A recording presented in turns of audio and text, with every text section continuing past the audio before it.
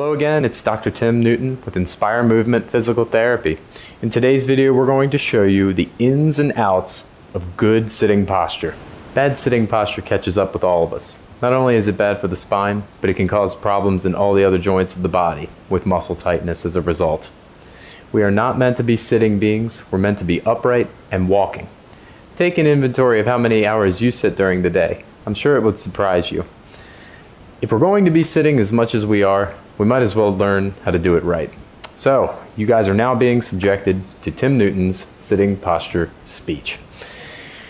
It all starts with being on the sit bones. We don't want to be slouched with a rounded low back like this. We want our spines to be forward a little bit because that is neutral for the lumbar spine, the low back. We can extend our low back, we can flex and round our low back, and then in the middle is a slight backward bend. That is neutral for the low back, and that's what we want. If we are slumped, we're taking that low back to its extreme and asking it to hang there all day long. Not only is this just inherently an extreme of motion, but it's also the unstable direction of the spine. So you can get stuck into dysfunctional patterns that physical therapists like myself end up having to treat out. We don't want that. We want you to stay out in the world on your own. So you need to find the right seat to start. You don't want a super cushiony surface like a couch because that will swallow you whole and suck you into a rounded posture. You also want to avoid seats that are tilted backward. If they're tilted backward or even low, and the knees are higher than the hips, we rock into the slumped posture. We need to avoid that. It needs to be high enough, it needs to be level enough, and it needs to be firm enough where you can sit upright with your feet flat and supported on the ground. You don't want your feet kicked out because that'll also push you into a slumped position.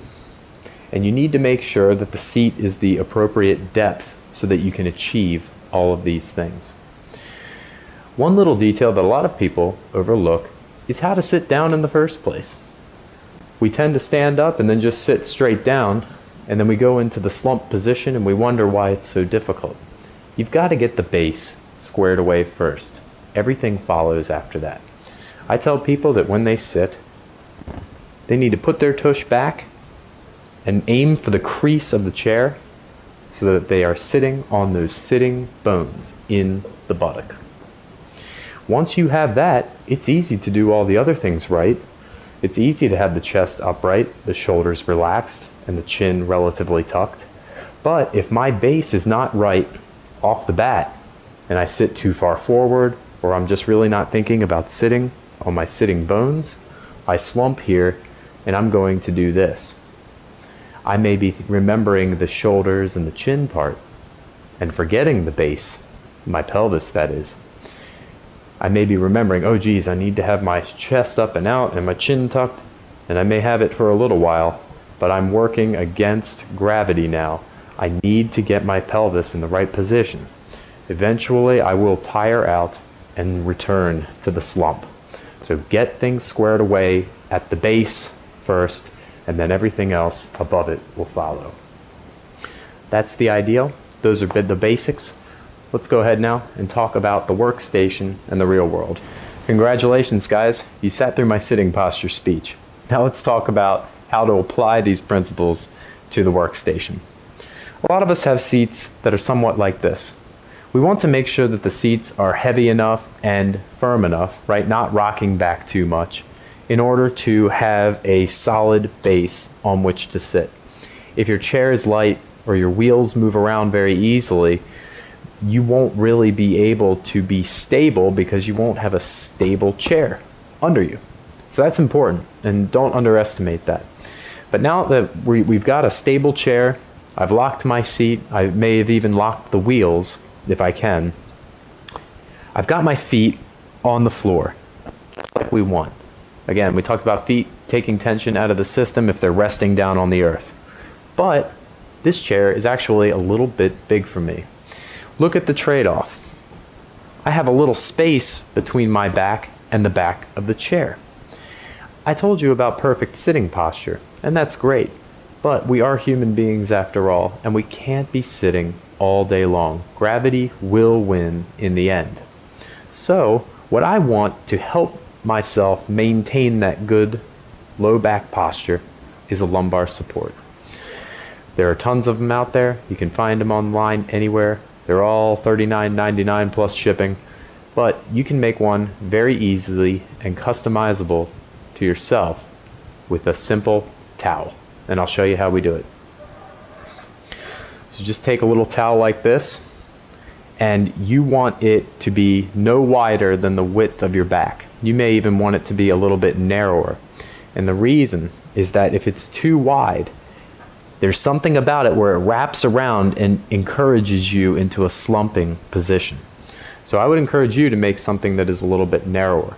This is a problem that happens with a lot of the lumbar supports that are built into the seats in our cars. So I've got this, and what I'm going to do is I'm just going to fold it over a few times.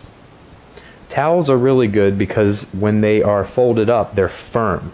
You don't want to just throw a pillow that you have from the bedroom in there because that'll be way too soft, and it's basically like replicating the couch. It'll swallow you and you'll go into the slumped position. But I've got this, and I want to put it right above where my belt is. I want to put it right on those vertebrae at the very bottom of my spine. I place it there, and just like before, I really make sure that my hips are going as far back into the crease of the seat as possible. All right, and I bunch it up just enough, and now I'm feeling that support forward into my low back where I can maintain a good arch and have my feet on the floor. So I'm supported from below with the ground resting on flat feet, or the flat feet resting on the ground, and I'm supported from behind. It's very important to get these two ends of it.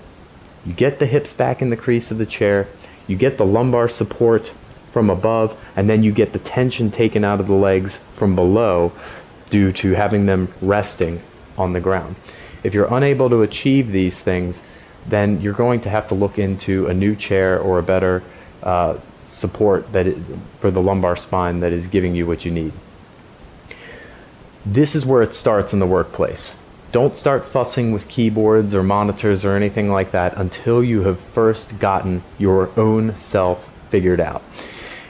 You get yourself straightened out and figured out into a good sitting posture, then we worry about the periphery. That's a very important order of events. So I'm set now, and now I'll tell you the ideal. You would like to be doing your keyboarding right here in your lap without having to go forward. And if you're leaning too far forward, that whole lumbar support thing will be moot anyway.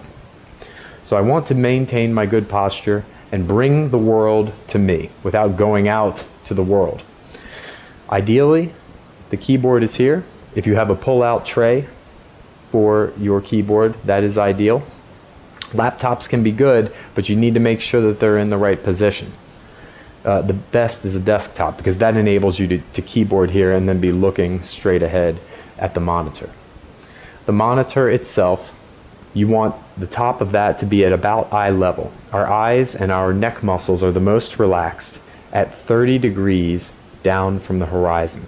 So top of the monitor at about eye level, 2 to 3 feet away from you, depending on the size of the monitor and what works for you. Try your best to have one monitor in front of you. Those two monitor situations can be tough. In those situations, make sure you've got a swivel chair where you can try to reproduce that ideal for both monitors. The mouse, similar to the keyboard, you want it to be right in your sphere, okay? Letting your shoulder remain relaxed and working down here. The more time you can spend in the ideal position, the better it is going to be for you. There are going to be some situations where you can't sit perfectly, and that's fine. That's the reality. But you try to increase the percentage of time that you are doing the right thing, and that's really going to help you in the long run. All right, everyone, that is how you sit properly for a healthy spine and a healthy body. It's not an overnight thing, and it's a process that requires effort, trial and error. But stick with it, and it'll pay off, I promise.